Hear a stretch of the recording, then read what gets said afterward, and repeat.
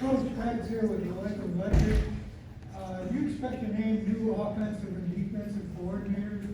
And do you expect to retain anybody in the staff, or will we all move forward? All right, that's a great question.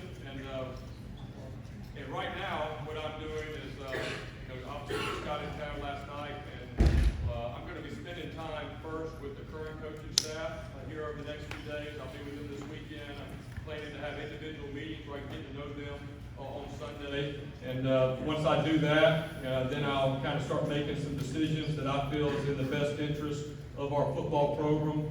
I've already had, like I said, a lot of interest. I've had a lot of conversations, but I didn't want to make any hires until I had the opportunity to meet with the current staff here. Go right there. Jeff, Kevin Thomas, 13, welcome to Tampa. Obviously, you come from a great pedigree with your dad, and he's taught you, mentored you your entire life. But over the last 10 years, what has Dabo taught you specifically that, as you prepare for this challenge, to try to, take this team to, obviously, as you said, the next level? Absolutely. I've been very fortunate in my life to grow up as a little kid on the sidelines for 12 years and watch Bobby Bowden, one of the best to ever do it. And then years later, I have had a chance to be on the coaching staff with Coach Sweeney. And I can still remember the day that he was named the interim head coach at Clemson, October 13th, 2008. And he called me and said, "Hey, where you at?" I said, "Well, I'm down here getting subs." I was a graduate assistant. I was getting subs for all the coaches. And he said, "You need to come to my office." And he said, "All right, I got this interim. I'm not sure what kind of chance I have, but I'm going to hire you to be the wideout coach. You're going to do a great job, and if I get it, I'm going to keep you."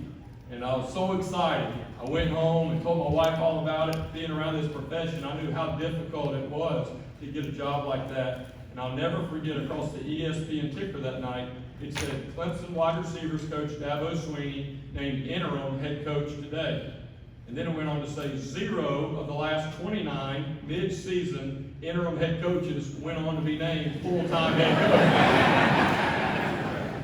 So I paused for a minute, and then I looked over to Sarah and I said, "Hey, 1 out of 30. That ain't that hard." So literally to go from that moment, watching Coach Sweeney as a tryout coach, to now being one of the best in modern day college football, I've had a front row seat. And not only that, he allowed me a lot of responsibility, being his first recruiting coordinator for 6 years, and then promoting myself and Tony to co-offensive coordinators.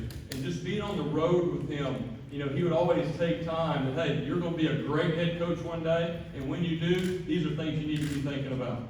And so I think there was definitely a lot of things that he shared, but more than anything, just observing him in those team meeting rooms, I think the number one thing that he did is he changed the way our players thought, that mindset. Before Coach Sweeney took over, we would go into some big games, and we'd hope to win. And then he changed that mindset where we believed, we expected to win, where it wasn't about our opponent. It's not about who we play, W-H-O, it's about how we play, H-O-W. And when you shift that focus to yourself and to your standards, then you have consistency. And so just all of those meetings and being able to see it, and trust me, whenever I started there at Clemson with Coach Sweeney in 2008, it didn't look like what it looks like now. One of the pivotal moments, and this is just kind of one of those God winks, if you will, one of the pivotal moments under Coach Sweeney's leadership is when the University of South Florida beat Clemson in the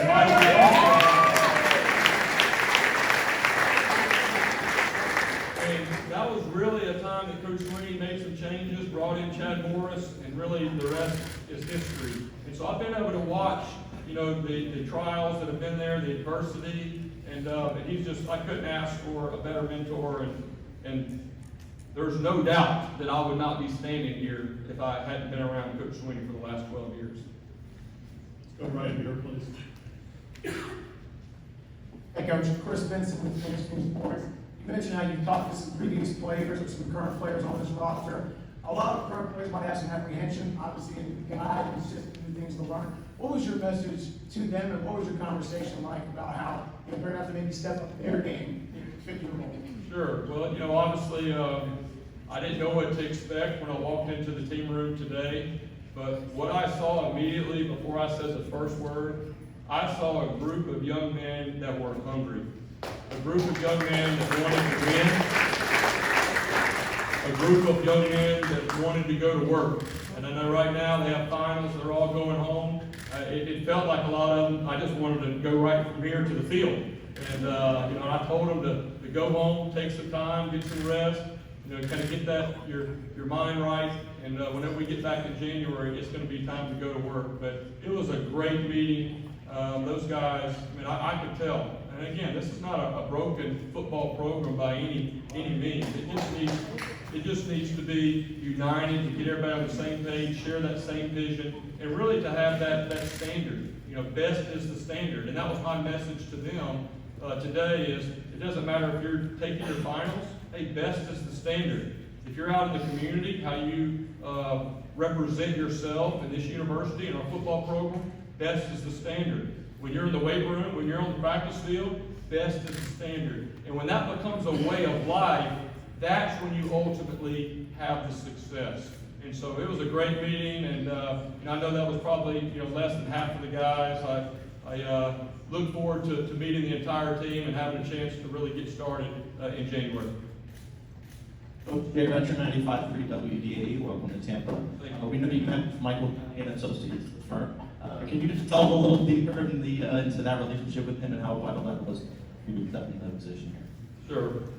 That was a key part. I've had a lot of respect for Michael, obviously, with myself being at Clemson and being in the ACC for the last 12 years.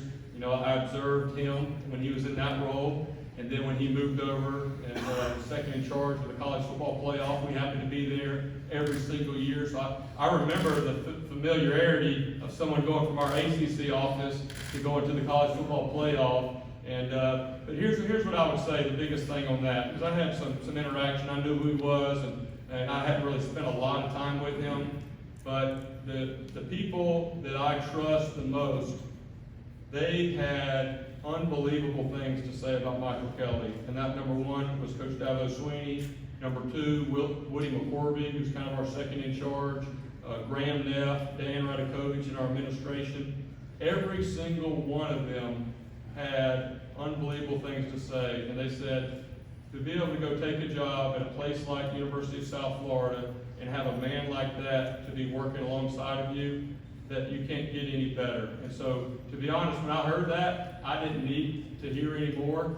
I was already there, and obviously we had to kind of go through that process, but that was really the biggest endorsement and all I needed to hear.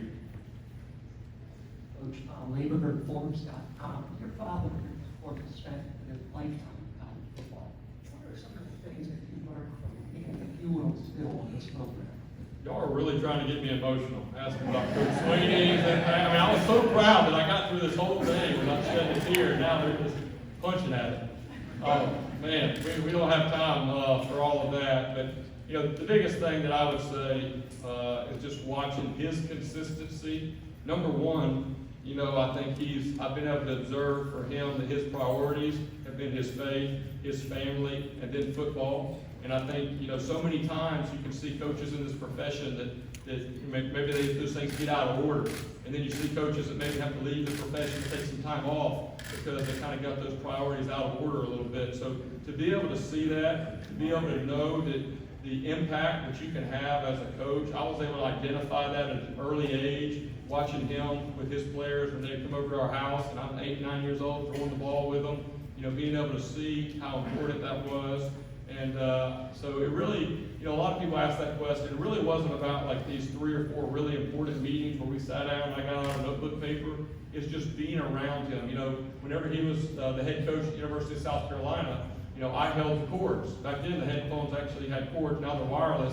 So literally, I would walk right next to him. And after about 2 years, he'd get mad because I'd start suggesting plays. And he'd tell me to be quiet. But just those experiences and being in the huddle and listening. And not only that, I knew at that age this is what I wanted to do. So I already kind of was watching through that lens. And so again, the biggest compliment that I could show him is the fact that, my dreams were to grow up to be just like him. And I'm so happy and pleased that my opportunity to be a head coach is, 85 miles from where he was raised and where all our family is from, you know, that's just very special. We have time for 2 more questions. Coach, Nathan Vaughn from the Daily Stampede. I know you have these grand plans when you want to become a head coach, and one of them is, do you want to call plays? Have you decided if you're going to call plays or be more of a CEO type? What's your game plan? Yeah, you know, I'm going to do it very similar to how Coach Sweeney did it at Clemson. Obviously, my background is offense. That's all I've ever done. You know, Tony and I, and we've had an unbelievable time working together as co-coordinators. You know, we can finish each other's sentences, and we just have a great relationship and trust. And that's what I'm looking for in my offensive coordinator. I'm looking for someone that, number one, is going to call the plays. The offensive coordinator is going to call the plays. They're going to run the offense. Obviously, by nature, I'm going to be involved throughout the week, you know, really monitoring and throwing out some suggestions. And then within game and key moments, I got to, as a head coach, kind of trust my instincts and my gut. But, you know, the best thing that Coach Sweeney did is he hired a great staff, and he allowed those coaches to coach and do their job. And that's exactly what I plan to do here at the University of South Florida. Chris has our final question. Coach, Chris Farrell, Spectrum Babies 9, you mentioned facilities there, you mentioned support from the donors. Have you given any assurances about how fast those facilities could become? Yeah, we definitely had those conversations, and to be honest, I was really excited when they pulled out some of the plans and some of the things that we're looking to do. And you know, for me, it's always about what's next.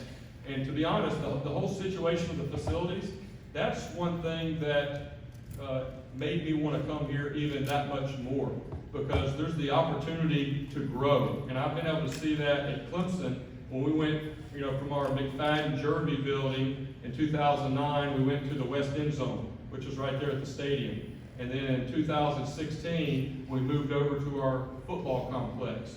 And so just the excitement that goes with that, you know, to be able to think that I have the opportunity to come in and really help support raising the money, getting everybody together, and then letting that be ours. And then you look at the success that this program has had without an indoor facility, without a football-only facility. So to me, those are the things that I'm really excited about. I did get the sense from both President Corral and from Michael Kelly that this is something that they want to do, that they're passionate about. Lalo also very passionate about. He was trying to get me on the phone already with a bunch of people. I know I'm going to be doing a lot of that here over the next few weeks, but I'm excited about the things that are coming from a facility standpoint, and I think they'll be sooner than later. Coach, thank you. We will have more media.